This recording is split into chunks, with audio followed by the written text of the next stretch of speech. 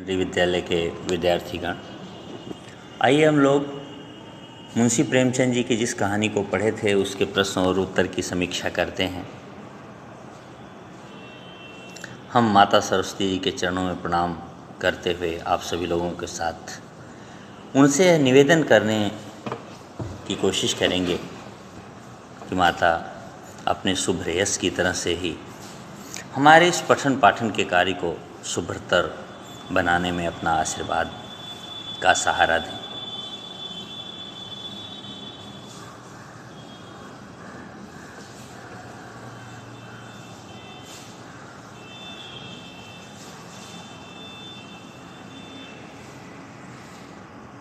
आइए हम लोग पहले प्रश्न देखते हैं। नमक का दारोगा मुंशी प्रेमचंद। इसमें पहला प्रश्न है, पाठ के साथ में कहानी का कौन सा पात्र आपको सर्वाधिक प्रभावित करता है? आपने देख लिया, कहानी का कौन सा पात्र आपको सबसे अधिक प्रभावित करता है।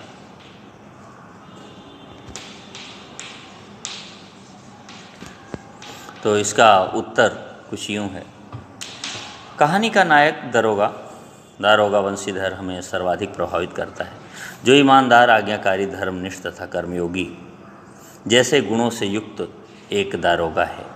वह एक भ्रष्ट समाज में रहता है जहां उसके पिता भी बेईमानी की सीख देते हैं।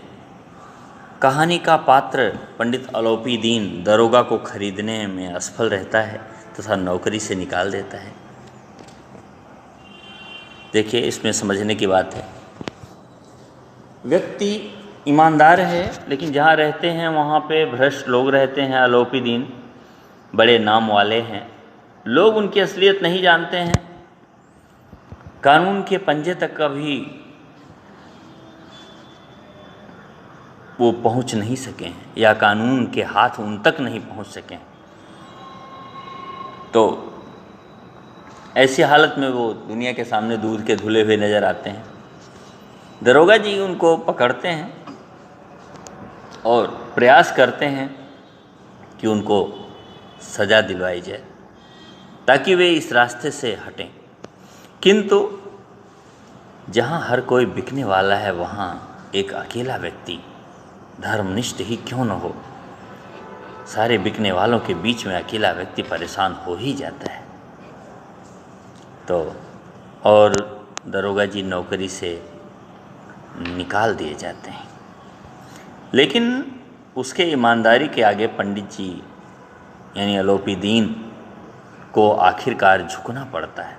इस प्रकार दारोगा वंशीधर समाज के सामने अपमानित होने के डर से झूठ के सामने कमज़ोर नहीं पड़ते। समाज के सामने अपमानित होना पड़े इनको मंजूर, लेकिन वो झूठ के सामने झुक जाएं ये उनके बस की बात नहीं। और अंततः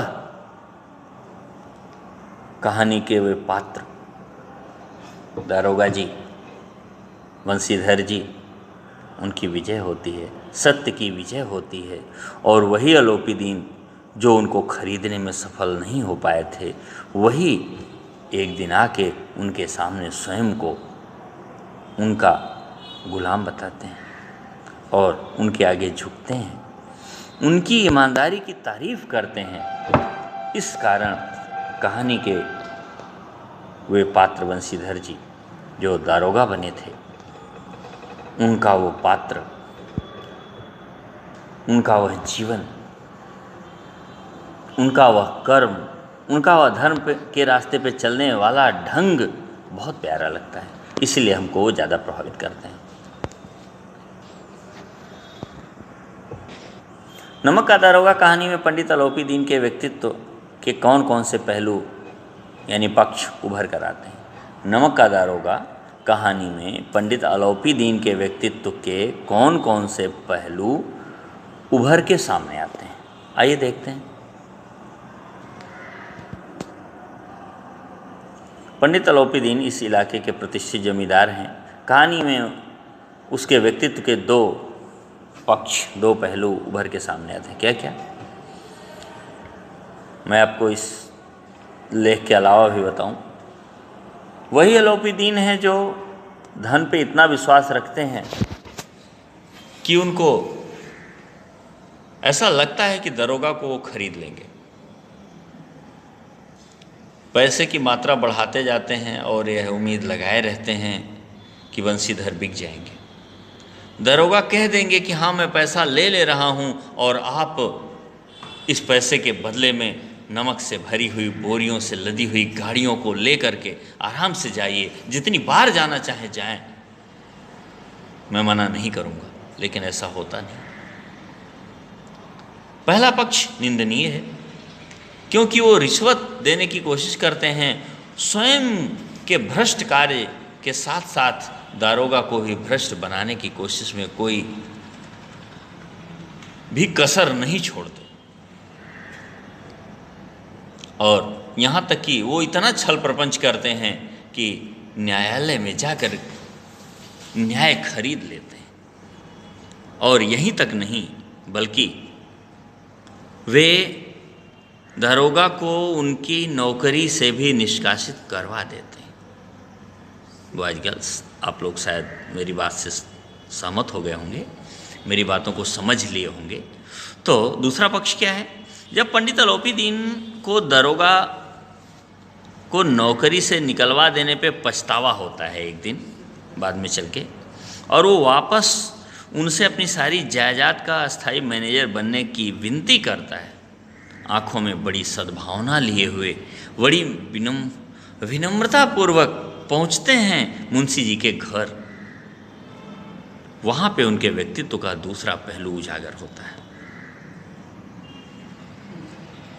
और वहीं पे स्पष्ट हो जाता है कि सत्य और धर्म के रास्ते पे चलने वाला व्यक्ति परेशान हो सकता है, लेकिन वह सदा सदा के लिए हार नहीं सकता। अंतिम और अनंत विजय उसे ही मिलती। आइए हम लोग आगे क्वेश्चन देखते हैं।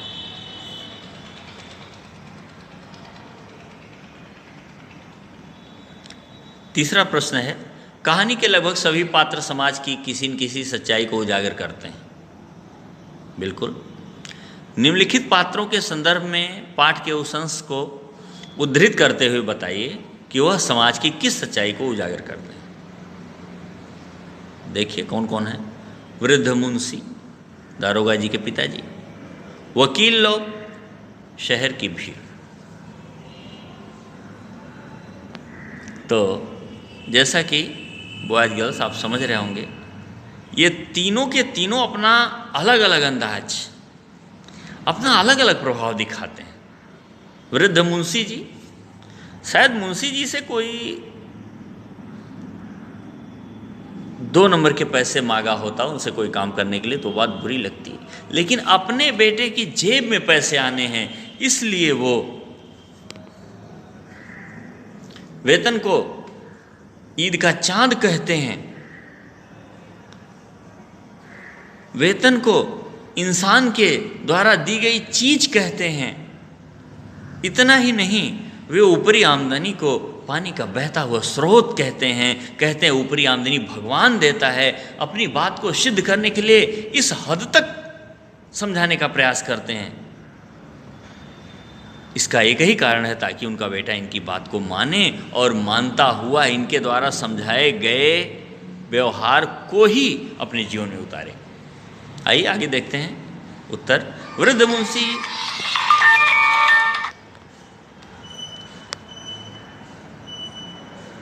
मुंशी नौकरी में ओहदे की ओर ध्यान देना यह तो पीर की मजार, निगाह चढ़ावे और चादर पर रखनी चाहिए।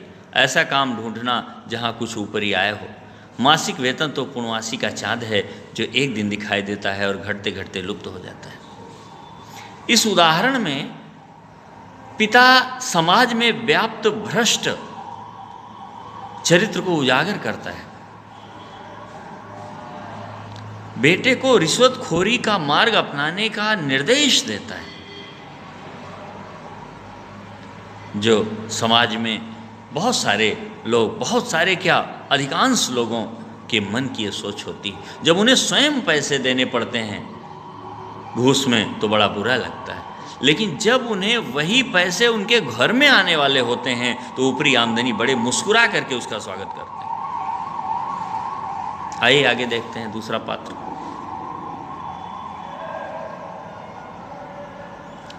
वकील के बारे में क्या कहना है? वकीलों ने यह फैसला सुना और उछल पड़े। इस कहानी में वकील पंडित अलौपीदीन के आज्ञापालक तथा गुलाम थे। यहाँ न्यायिक व्यवस्था में व्याप्त भ्रष्टाचार की झलक दिखाई पड़ती। हाँ, वकील लोग जिधर से पैसा पाए हैं उसकी विजय चाहते हैं। उनको धर्म से क्या लेना देना, सत्य की विजय करवाने से क्या लेना देना। वे जिस तरह की गुलामी करते हैं अलौपीदीन की, जिस तरह से चाटुकारिता करते हैं अलौपीदीन की, वो समाज में एक कटु सच्चाई। समाज में ऐसा देखा जाता है कि कभी कभी ऐसे पक्ष का वकीलों द्वारा ऐसे पक्ष का पक्ष लिया जाता है जो कदापि समाज में किसी हालत में सही नहीं, लेकिन पैसे के नाते वे उनका पक्ष लेते हैं। वो मानते हैं ये मेरा व्यवसाय है और अपने व्यवसाय को करने के लिए जिधर से पैसा आता है उधर से उस पैसे को एकत्र किया जाए, चाहे वो सत्य का साथ देने से आता है चाहे गलत चीज का साथ देने से। शहर की भीड़, आइए अब देखते हैं शहर की भीड़ कैसे पहलू बदलती है। सच है दुनिया वाले किस तरह से, जैसे जब, मेरे शब्दों में जानिए, जब अलौपीदीन पकड़े जाते हैं तो सारे मुंडी हिला हिला के उनकी बदनामी के चर्चे करते हैं, चाहे वो मिलावटी दूध बेचने वाले हों, चाहे सेठ साहूकार जाली दस्तावेज बनाने वाले जो भी हैं। किसी के मुंह से ये नहीं सुना गया कि सारे तो बेईमानी करते हैं, अलौपीदीन ने भी बेईमानी कर ली तो क्या हुआ।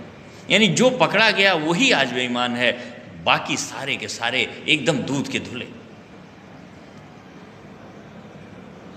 और वह भीड़ उस दिन दरोगा साहब की वाहवाही करती, भारी ईमानदार दरोगा। लेकिन जरा गौर फरमाइएगा कि जब उसी भीड़ का मुंह न्यायालय के सामने दिखाई देता है, दरोगा हार चुके हुए होते हैं और दरोगा न्यायालय द्वारा दंडित किए जाते हैं, इनको वो दंड कहा जाता है, आक्षेपित कर दिए जाते हैं, तब वही भीड़ दरोगा जी के ऊपर फब्तियां कसने से बाज नहीं आती। क्यों नहीं उस भीड़ ने उस समय दरोगा जी का साथ दिया? उस भीड़ ने दरोगा जी की तरफदारी क्यों नहीं की? यहां तक कि अपने पिता और पत्नी और माता, इन लोगों ने भी मुंह फेर लिया। शहर की भीड़ वही काम करती है। भीड़ कभी सही गलत का निर्णय नहीं करती। अगर ऐसा करती होती तो सारे न्यायालय बंद हो जाते, भीड़ ही सारा निर्णय कर दिया करती। भीड़ कभी कभी निर्दोष को ऐसा दंड दे बैठती है जो दंड उसे नहीं दिया जाना चाहिए था। भीड़ कभी सही निर्णय नहीं कर सकती, क्योंकि वही भीड़ एक बार मुंशी प्रेमचंद जी की तरफ कीचड़ उछालती और वही भीड़ दूसरी बार दरोगा साहब की तरफ व्यंग्य बोलने से बाज नहीं आती। ये दोहरा चरित्र है। तीनों तथ्यों के बारे में मैंने आपके सामने विवेचन किया। बाकी बहुत बहुत धन्यवाद। आगे और बढ़ते हैं।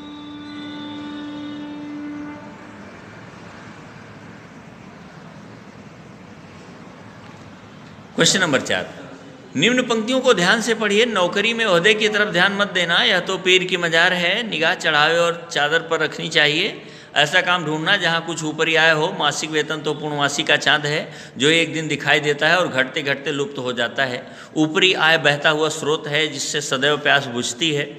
वेतन मनुष्य देता है, इसी से उसमें वृद्धि होती है। ऊपरी आमदनी ईश्वर देता है, इसी से उसमें बरकत होती है। तुम स्वयं विद्वान हो, तुम्हें क्या समझाऊं। यह किसकी उक्ति है? दारोगा जी के पिताजी की उक्ति है, वृद्ध मुंशी जी की उक्ति है। और कहा गया है मासिक वेतन को पूर्णमासी का चाँद क्यों कहा गया? अरे भाई समझिए एक बार, मासिक वेतन पूर्णमासी का चाँद। हिंदी महीने में 2 पक्ष होते हैं, शुक्ल पक्ष कृष्ण पक्ष। कृष्ण पक्ष का 15वां दिन और शुक्ल पक्ष का 15वां दिन, दोनों मिला के 1 महीने पूरे हो जाते हैं। शुक्ल पक्ष का 15वां दिन ही पूर्णमासी पूर्णिमा के नाम से जाना जाता है।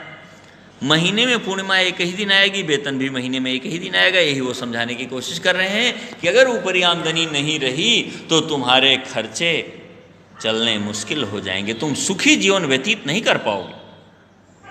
क्योंकि पूर्णमासी के चांद के आधार पर अगर कोई अपने जीवन में पूरे महीने उजाला लेना चाहे तो कहाँ से मिलेगा। ऊपरी आमदनी को बहता हुआ स्रोत कहा गया है।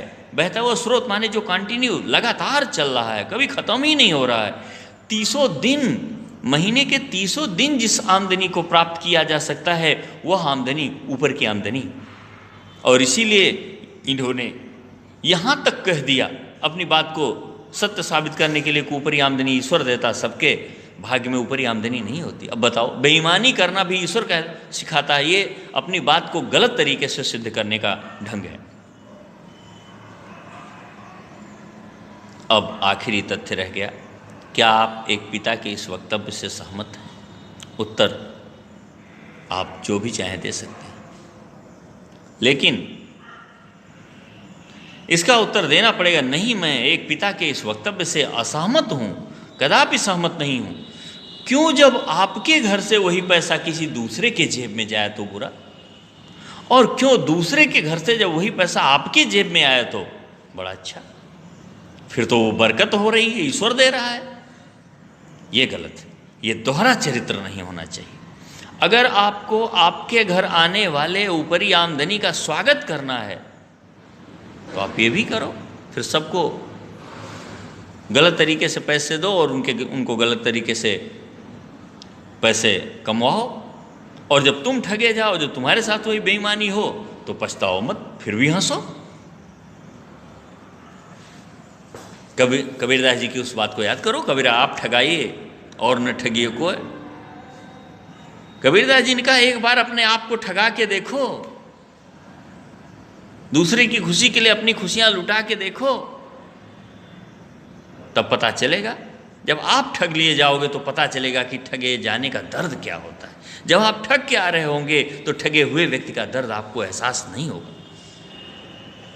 जीवों का प्राण चला जाता है, तड़प तड़प के दम तोड़ देते हैं, और स्वाद लेने वालों के जीभ के चटखारे, चेहरे की मुस्कुराहटें नहीं बदलती। तो एक पिता के द्वारा ऐसा कहा जाना सर्वथा लज्जायुक्त है, शर्म से सिर झुकाने लायक है अगर एक पिता अपने बेटे को ऐसा समझाए तो, क्योंकि ये बात सरासर गलत है, समाज विरोधी है, नैतिकता के खिलाफ है। आइए हम क्वेश्चन नंबर 5 देखते हैं। नमक का दारोगा कहानी के कोई 2 अन्य शीर्षक बताते हुए उसके आधार को भी स्पष्ट कीजिए। कहानी का और क्या नाम रखा जा सकता था? यही होगा 2 अन्य शीर्षक। धन के ऊपर धर्म की जीत, हाँ हो सकता है, क्योंकि यही हुआ ही कहानी में, आपने देखा ही। धन की मात्रा कितनी भी बढ़ती गई लेकिन धर्म से डिगे नहीं दरोगा जी, तो धन के ऊपर धर्म की जीत कहानी शीर्षक हो सकता है। धर्मनिष्ठ दरोगा, दरोगा धर्मनिष्ठ हैं, दरोगा जी कभी भी हार नहीं माने, दरोगा जी धर्म के ऊपर अपने आप को कुर्बान कर दिया, जिंदगी में सारे दुख सहे लेकिन धर्म को नहीं छोड़ा, क्योंकि जब धर्म होता है तो धन उसके पीछे स्वयं आता है। और अगर धर्म ही त्याग दिया तो धर्म त्यागने के बाद कुछ धन मिल तो सकता है बेईमानी का, लेकिन वह धन स्वयं चला जाता है। नीति शतक में भर्तृहरि जी ने लिखा है, अन्योपार्जितम वित्तम 10 वर्षाणि तिष्ठत प्राप्ते च एकादशे वर्षे तत्समूलम विनश्यति। गलत तरीके से प्राप्त किया गया, उत्पन्न किया गया, कमाया गया धन केवल 10 वर्ष तक ही रहता है। 11वें वर्ष के आते आते स्वयं तो जाता ही है, आपके ईमानदारी वाले पैसे को भी ब्याज सहित साथ में लेके जाता है। क्यों ऐसा धन कमाना जिसके न कमाने में सुकून हो ना तो उसको रख पाने में सुकून हो? देखिए, ये दोनों शीर्षक रखे जा सकते हैं। कहानी के अंत में अलोपीदीन के वंशीधर को मैनेजर नियुक्त करने के पीछे क्या कारण हो सकते हैं? तर्क सहित उत्तर दीजिए। आप इस कहानी का अंत किस प्रकार करते हैं? सही, देखिए क्या लिखा है। कहानी के अंत में अलोपीदीन के वंशीधर को मैनेजर नियुक्त करने के पीछे क्या कारण हो सकते हैं? तर्क दीजिए। आप अगर होते तो कहानी का अंत कैसे करते? आइए हम लोग देखते हैं।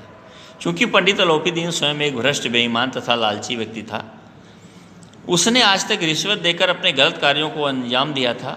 एक वंशीधर ही ऐसा व्यक्ति था जिसे वह अपने धन के बल पर खरीद नहीं पाया। दारोगा के इस व्यक्तित्व से प्रभावित होकर उसने उसे अपना मैनेजर नियुक्त किया। आदमी स्वयं कितना भी बेईमान क्यों न हो, दूसरों को खरीद लेता हो पैसे के दम पे, ये अलग बात है। लेकिन जब उसको अपने धन की सुरक्षा के लिए, अपने लिए किसी व्यक्ति की जरूरत होती है तो परम ईमानदार आदमी खोजता है। भले ही आज तक अपना काम चलाने के लिए, यही दोहरा चरित्र है, अपना काम जहाँ पे चल रहा हो तहाँ पे ऐसा व्यक्ति खोजते हैं जो धन के आगे धर्म को तिलांजलि दे दे, त्याग दे। और जब अपने लिए मैनेजर नियुक्त करना हो तो ऐसा आदमी खोजते हैं, ऐसा व्यक्ति खोजते हैं। अपने लिए नौकर ही रखना हो तो ऐसा नौकर खोजते हैं जो कदापि हमारे घर की एक सामान को भी इधर उधर न होने दे, ईमानदारी दिखाए, धर्म के रास्ते पे चलने वाला हो। यही उन्होंने भी किया। पंडित अलोपीदीन को पता लग गया दारोगा जी हीरा है, जो इतने बड़े पैसे के लिए एक आदमी को छोड़ नहीं सके। अगर ऐसा व्यक्ति हमारा संपूर्ण संपत्ति का स्थायी मैनेजर होगा तो हमारी प्रॉपर्टी में कभी कोई कमी नहीं आनी पाएगी, वो जीते जी कोई कमी नहीं होने देगा। और हम भी इस कहानी का अंत कुछ इसी तरह से करते। कहानी सुखद होती, सत्य की विजय होती, दारोगा जी का हौसला सातवें आसमान पे पहुंच जाता, शहर की भीड़ को हम दिखा देते कि साथ उसी का दिया करो जो सच्चाई पे हो, वकीलों को दिखा देते कि मत बिका करो क्योंकि ईमानदारी के सामने आप पैसे का मोल नहीं रख सकते हो। ईमानदारी स्वयं में इतनी महंगी चीज है, ईमानदारी स्वयं में इतनी उम्दा चीज है जिसके सामने बड़े से बड़े व्यक्ति को झुकना पड़ता है। और आज के लिए बस इतना ही।